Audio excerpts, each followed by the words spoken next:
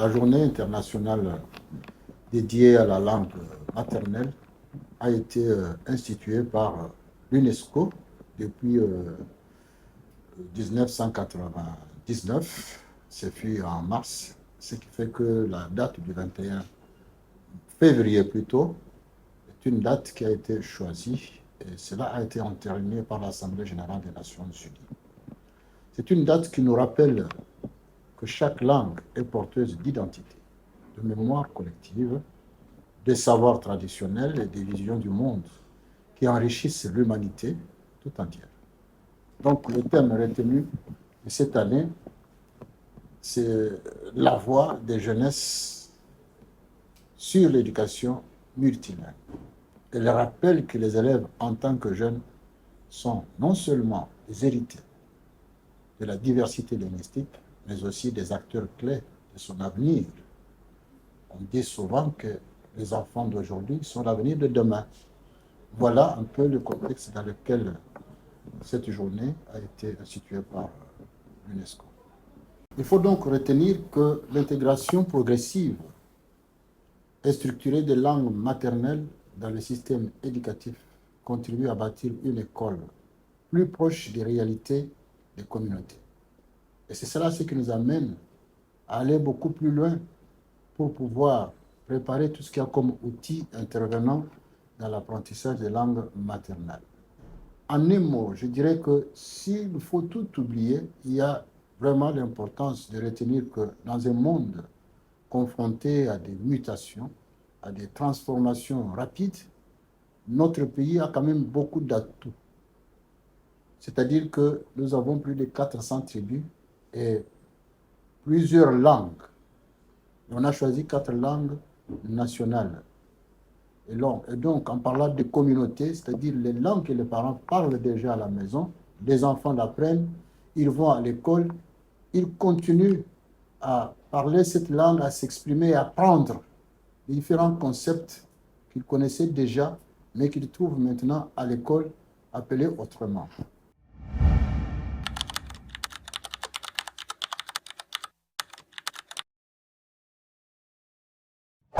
Particulièrement pour cette année, il avait été trouvé qu'il était plus indiqué que nous puissions nous déplacer pour aller sur terrain.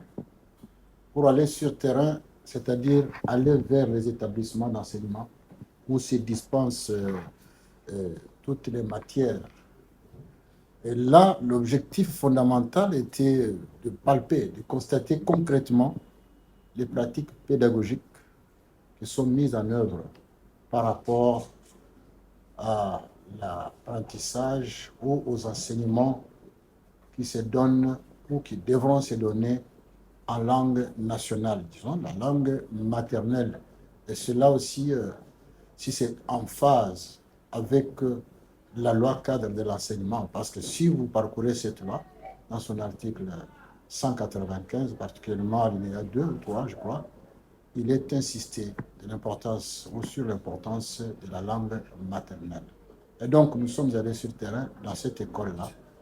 C'est une école que nous avons choisie parmi tant d'autres afin d'aller tâter le terrain et s'assurer de la manière dont les choses se déroulent.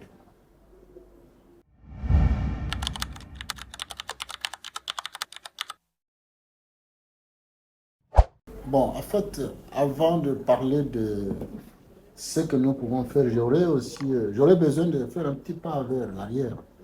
Je m'attendais peut-être que vous disiez, que vous me demandiez pourquoi nous avons été dans cet établissement. C'est un établissement que nous avons choisi, comme nous avons dit, ça s'appelle l'Institut Séné.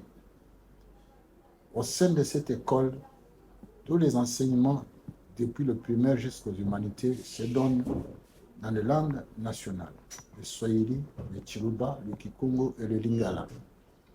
Et c'est une école que nous avons trouvée comme étant une école modèle qui a su, en dépit des difficultés, des complications, cette école a su avoir même des outils pédagogiques.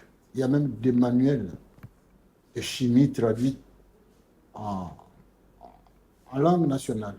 Il y a tout un dictionnaire même ici, hein, vous allez ça, si vous voyez, vous avez le temps de passer là-bas, vous verrez, c'est un dictionnaire où il y a traduction de ce qui est fait en français. Ici, c'est traduit en lingala, en swahili, en tsholuba et en kikongo. Nous avons même des manuels scolaires qui traduisent la chimie, voire les mathématiques. Et donc, c'est une école qui nous a beaucoup intéressés dans la mesure où elle peut aussi servir de modèle pour que les autres aussi se débattent de manière à ce qu'ils puissent concrétiser ce qui est demandé par la loi cadre de l'enseignement et ce qui est appuyé par l'UNESCO en instituant toute une journée d'une manière internationale afin qu'elle soit consacrée à la langue maternelle. Et donc, allant sur terrain, dans cette école, nous avons palpé, nous avons constaté et il s'est avéré que leur expérience est concluante. Ce que nous avons maintenant de notre côté, nous, secrétariat permanent de la Commission nationale pour l'UNESCO, ce que nous allons faire, c'est de faire un plaidoyer auprès de tous les partenaires qui appuient notre gouvernement dans le secteur de l'éducation afin qu'ils puissent s'y intéresser pour nous aider à aller un peu plus loin. Ils ont commencé avec des moyens de bord. Et si nous menons notre lobbying, et si nous nous engageons aussi à nous battre pour leur prêter main forte, je crois que l'expérience pourra être étendue. Ça fait déjà des années que cela a été dit, mais ces établissements ont beaucoup de difficultés, surtout par la carence de manuels scolaires complètement traduites dans nos langues nationales. Voilà ce que nous pouvons. Donc, notre structure étant une sorte d'interface de notre gouvernement par rapport aux réalisations, par rapport à tout ce qu'il y a comme collaboration avec l'UNESCO, nous ferons écho.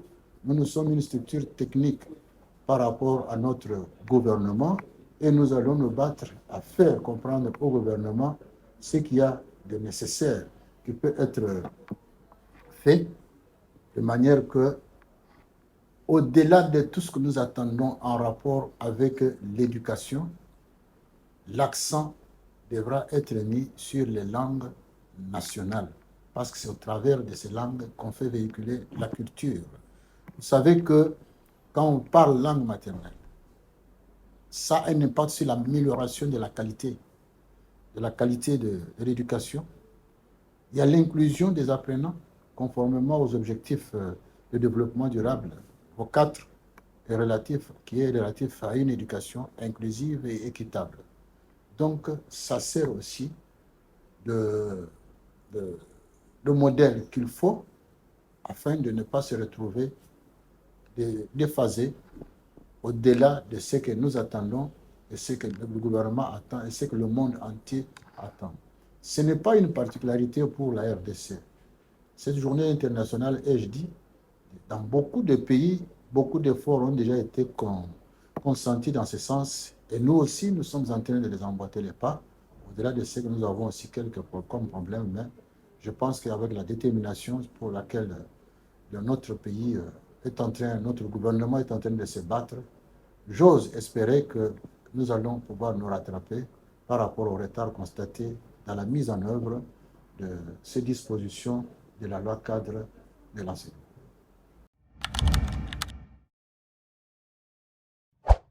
En résumé, vous dire à ce sujet-là que, ensemble, si nous nous serrons la main, nous allons faire des langues maternelles un pilier d'un avenir plus inclusif, plus équitable et plus pacifique dans notre pays. Nous en avons grandement besoin.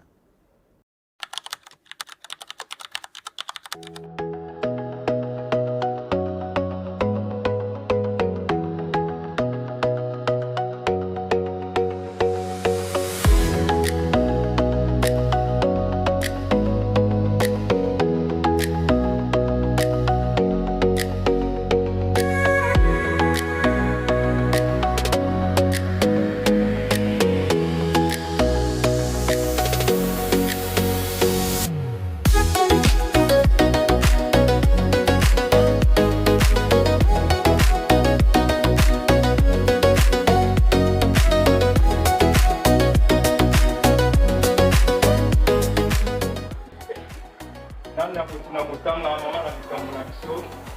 Oui, connecté. Parlant et commédie. Côté biso nyonso parlant et comédie. Aussi kozoloba na mongongo ya se. Ozoloba na mongongo ya liko. Parlant et comédie.